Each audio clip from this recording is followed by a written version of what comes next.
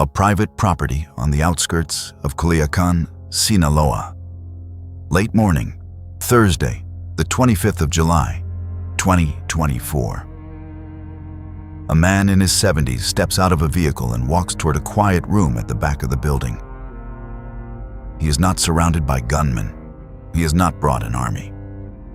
He has come, by his own later account, for a meeting, a negotiation, the kind of thing he has done 1,000 times across half a century, the role he is known for, the role that kept him alive when everyone around him died or disappeared. He is here to listen, to mediate, to keep the peace. He has done this his whole life. For more than 50 years, this man had never spent a single day in a prison cell. He had never been photographed in handcuffs. He had outlasted every rival, every administration, every special unit sent to find him. While other kingpins built mansions and gave interviews and turned themselves into legends, he did the opposite. He stayed in the mountains. He stayed quiet. He stayed invisible. And it worked. For 5 decades, it worked. But on this particular morning, as he walks toward that room, there is a young man already inside. The young man is not a stranger. He is the son of the man this kingpin had partnered with for almost 40 years. A boy he had watched grow up, the child of his oldest, closest ally in the most powerful criminal organization on earth. By the end of this day, that old man, the ghost who was never caught, will be sitting on a plane he never agreed to board, his hands bound, landing on the wrong side of the United States border. He will not return to Mexico. This is the story of Ismael Zambada García, known across the world as El Mayo, the man who co-founded the Sinaloa Cartel, the strategist who survived everything, and the single act of betrayal that finally brought him down. Not an army, not the law, but a meeting in a quiet room arranged by people he trusted. But more than that, it is the story of one question that hangs over everything that has happened in Mexico since that morning. Did that one betrayal start a war that is still killing thousands of people today? To understand that room, we have to go back more than 50 years. Ismael Zambada García was born in 1950 in the state of Sinaloa, in the rural highlands that have been called, for generations, the cradle of Mexican drug trafficking. He did not come from money. He came from the countryside, from the fields, from a world where growing certain crops was simply how poor families survived. Years later, standing in a federal courtroom in Brooklyn, El Mayo himself would describe how it began. According to his statement in court, he started getting involved with illegal drugs in 1969 when he was 19 years old. He said he planted marijuana for the first time that year. From there, by his own account, he moved on to heroin and then to cocaine. That was the beginning. Over the following decades, the teenager from the fields would rise through a world that was constantly destroying its own leaders. Partners were arrested, rivals were killed. Entire organizations rose and collapsed within a few violent years. And through all of it, Zambada kept climbing quietly, patiently, almost invisibly. By the time the modern Sinaloa Cartel emerged, El Mayo was at the very top of it, alongside a partner whose name would become far more famous than his own, Joaquin Guzman Loera, El Chapo. And here we arrive at the central contrast of this entire story. Because to understand how El Mayo survived for 50 years, you have to understand how completely different he was from the man he built the cartel with. El Chapo was the showman. He escaped from maximum security prisons once, famously, through a tunnel that ran more than a kilometer underground and ended inside the shower of his own cell. He gave a secret interview to a Hollywood actor and an international magazine while he was the most wanted man in the hemisphere. He was captured, escaped, captured again. He became a global celebrity, a legend. A character in television series watched in dozens of countries. El Mayo was the opposite of all of it. He gave no interviews with one rare exception decades into his career, in which he said almost nothing of substance. He built no public legend. He avoided cities. According to U.S. prosecutors, while El Chapo chased fame and territory through open warfare, El Mayo preferred a different strategy entirely. Corruption over confrontation, bribery over bloodshed, quiet arrangements over public spectacle. Where El Chapo wanted to be seen, El Mayo wanted to be forgotten. And that single difference is why, when El Chapo was finally captured in 2016, convicted in that same Brooklyn courthouse in 2019, and sentenced to spend the rest of his life in a maximum security prison in Colorado, El Mayo was still free, still in the mountains, still untouched, still running the largest drug trafficking organization in the world. Think about what that means. The partner who chased the spotlight ended up behind bars for life. The partner who chased invisibility kept his freedom for another 8 years. For El Mayo, staying out of the story was the story. It was the entire strategy. And for 50 years, no strategy worked better. According to the United States Department of Justice, under Zambada's leadership, the Sinaloa Cartel grew from a regional operation into what prosecutors called the largest drug trafficking organization on the planet, moving, by their estimate, more than 1.5 million kilograms of cocaine into the United States across the decades, and holding that position through a combination of violence, bribery, and the elimination of anyone who threatened the structure. He was, in the words of one U.S. official, the strategic mind behind it all. The brain, the architect, and the brain understood something the showman never did. He understood that attention is the most dangerous thing a man in his position can attract. So he avoided it, completely, for half a century, which makes what happened next so difficult to fully explain. Because after El Chapo was sent to prison for life, the Sinaloa Cartel did not simply continue as one organization under one leader. It split into two centers of power. On one side stood El Mayo, and the people loyal to him, a faction that would come to be known, informally, as the Mayiza, or Los Mayos. These were the old-school operators, the ones who shared El Mayo's philosophy of restraint, of low profile, of avoiding the kind of public violence that brings down governments and armies. On the other side stood the sons of El Chapo, known collectively as Los Chapitos, the Little Chapos, and the faction loyal to them, the Chapiza, a younger generation, more aggressive, more visible, more deeply involved, according to U.S. authorities, in the production and trafficking of fentanyl, the synthetic drug that had become the leading cause of a public health catastrophe across the United States.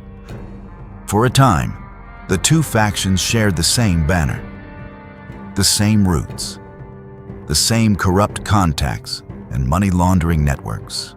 But according to multiple analysts who studied the organization, they did not share a single chain of command, and they did not share profits. They were two organizations wearing the same name, and the tension between them was growing. Through all of it, the split, the rise of the sons, the rivalry between the old generation and the new one, fact remained constant. El Mayo had never been caught. Not in the 1970s, not in the 80s, the 90s, the 2000s, not after El Chapo fell, not after the cartel fractured beneath him. He was, By 2024, very likely the longest surviving major drug trafficker in the modern history of the hemisphere. A man in his 70s who had outlasted everyone. Which brings us back to that quiet room on the outskirts of Culiacan. The 25th of July, 2024. According to the account El Mayo himself later gave in a United States courtroom, he had been invited to that property to do exactly what he had always done best, to mediate. He said he had been called to help settle a political dispute, a conflict involving the governor of the state of Sinaloa, Ruben Rocha Moya, and a man named Hector Melesio Cuen Ojeda, a former rector of the local university and the founder of a regional political party. A political quarrel. A request for the old man to come and keep the peace. It was, on its surface, an ordinary thing. The kind of role El Mayo had played for decades, the fixer, the trusted neutral party, the man everyone went to when something needed to be quietly resolved. He arrived without an army, and according to his own statement, as he walked toward the meeting area, he saw a familiar face waiting for him. Joaquin Guzman Lopez, one of the sons of El Chapo, a young man El Mayo said he had known for years, the son of his partner of nearly 40 years. Stop for a moment and consider what that meant to a man like El Mayo. He had built an empire on a single principle: trust no one you do not have to. And the few people he did trust were the ones bound to him by the deepest ties this world allows. The family of his oldest ally, the children of the man he had stood beside through 4 decades of war and survival. If there was anyone on earth El Mayo had reason to walk toward without fear, it was the son of El Chapo. That was the trap. According to the account Joaquin Guzman Lopez himself gave through his own legal proceedings, and as described by a Homeland Security investigations official, what happened in that room was not a negotiation at all. Guzman Lopez said that he and a group of armed men entered the room where Zambada was waiting. They seized him. They put a bag over his head, and they forced him onto a private plane. El Mayo, according to U.S. authorities, believed he was being flown to inspect a clandestine airfield. Instead, he was zip-tied. He was given sedatives, and the plane carried him north across the border to a small airstrip in New Mexico, near El Paso, Texas, where agents of the United States government were already waiting. The most invisible man in the cartel world had, in a matter of hours, been delivered directly into American custody, and he never saw it coming. The question, of course, is why? Why would the son of El Mayo's own partner do such a thing? Why would he betray the man his father had trusted above almost anyone else? The answer, according to a U.S. attorney involved in the matter, was leverage. Joaquin Guzman Lopez, according to that account, carried out the operation to demonstrate his willingness to cooperate with the government in Washington. His brother, Ovidio, was already in U.S. custody, facing serious charges. The Guzman family was looking for any advantage it could find within the American legal system. And El Mayo, the co-founder of the cartel, the most wanted man in 2 countries, the prize that no government had been able to capture in 50 years, was, in this account, the most valuable bargaining chip imaginable. So the son traded the partner. The boy El Mayo had watched grow up handed him over, bound and sedated, to the very government that had hunted him for decades. In the world of the cartels, there is a long and bitter history of betrayal. But this was something rarer. This was not a soldier selling out his commander or a rival informing on an enemy. This was a betrayal that ran along the deepest line of all, the line between the 2 founding families of the organization itself. And it did not happen quietly. because there is one more detail from that day that has never been fully explained.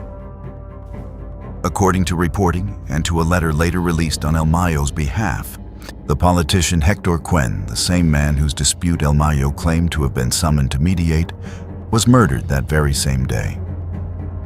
The pretext for the meeting: dead on the day of the betrayal. Mexican officials initially gave a different account of how and where Cuen died, an account that was later contradicted.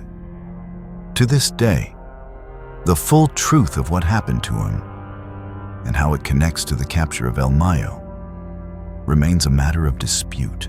It is one of several threads in this story that has never been cleanly tied off.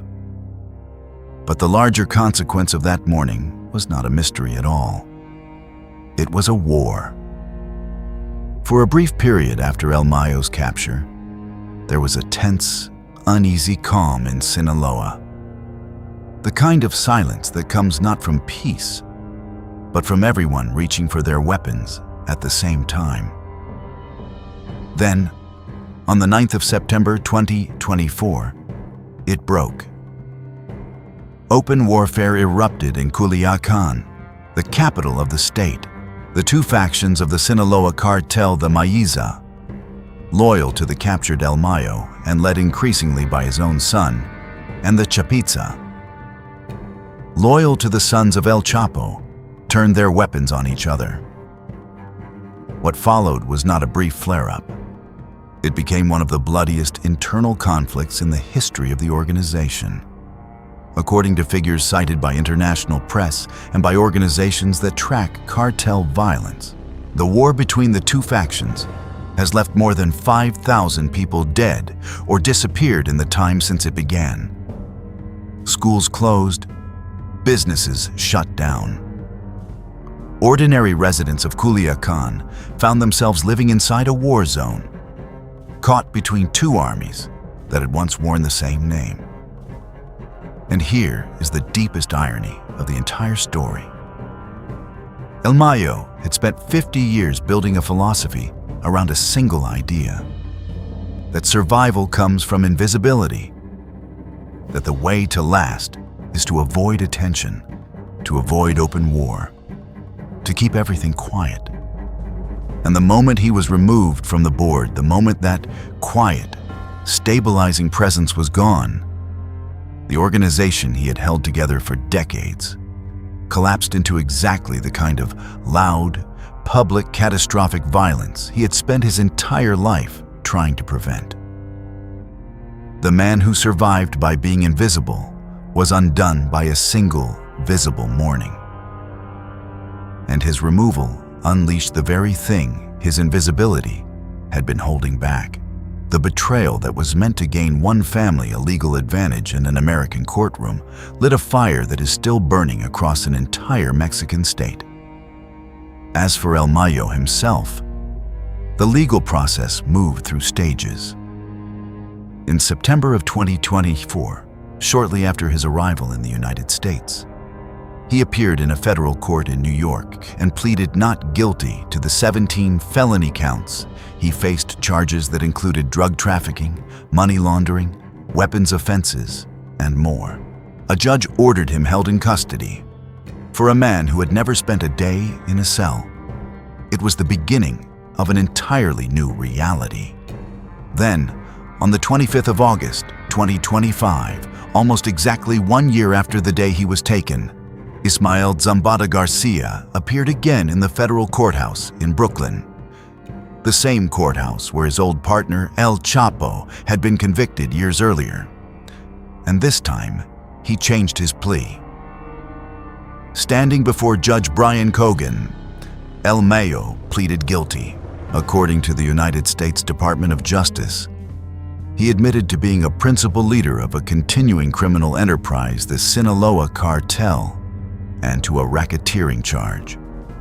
Speaking through an interpreter and reading in part from a prepared statement, he described the beginning of his life in the drug trade. The marijuana he planted as a 19-year-old in 1969, the decades that followed. And then, according to the court record, He said something that few people had ever expected to hear from a man like him. He took responsibility.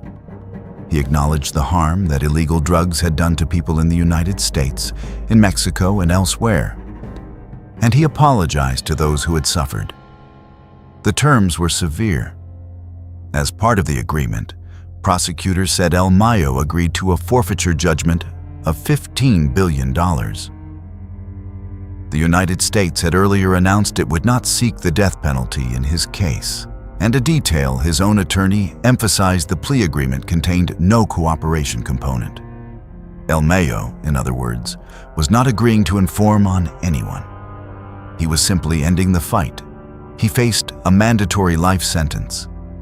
His sentencing was first scheduled for January of 2026, and then postponed, at the request of his attorney, to the spring of that year. The lawyers cited the need to prepare a detailed sentencing memorandum, the absence of certain documents, and the ongoing violence in Mexico. But the outcome itself was no longer in question. The man who was never caught for 50 years will, by every indication, die in an American prison.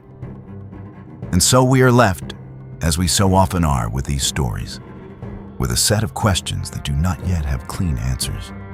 Who truly orchestrated the events of that July morning? How much did the United States government know in advance about what was being planned? What exactly did Joaquin Guzman Lopez expect to gain for himself and his brother by delivering El Mayo? And did he receive it? What really happened to the politician Hector Cuen? And how does his death on that same day fit into the larger picture? And the largest question of all, when, if ever, will the war that this single betrayal unleashed across Sinaloa finally come to an end? Some of these answers may emerge in the courtrooms of the coming years, as more figures from this story face justice and more sworn testimony enters the public record. Others, as so often happens in the history of organized crime in Mexico, may never come at all. What is certain is this. For half a century, Ismael Zambada García survived a world that destroys its own. He outlasted partners and rivals, governments and armies, capture and conviction. He built one of the most powerful criminal organizations the world has ever seen, and he did it by mastering a single discipline more completely than anyone before him. The discipline of being unseen. And in the end, none of it protected him. He was not brought down by a special forces raid in the mountains. He was not betrayed by a captured underling or an enemy cartel. He was brought down by the son of the man he trusted most. In a quiet room he walked into without fear, on an ordinary morning when he believed he was simply there to keep the peace. In this world, betrayal rarely comes from the outside. It comes from the place you stopped watching, from the people you decided you no longer needed to fear. The empire El Mayo built looked, from the outside, like the most durable thing in the entire landscape of the cartels. But like everything built on trust, it broke exactly where it was strongest, from the inside. If this story showed you the hidden complexity behind the headlines, subscribe to Sleeping Crimes. Every week, we unravel the stories we need to understand, not to glorify crime, but to understand its real impact. Turn on notifications. We'll see you at the next crime.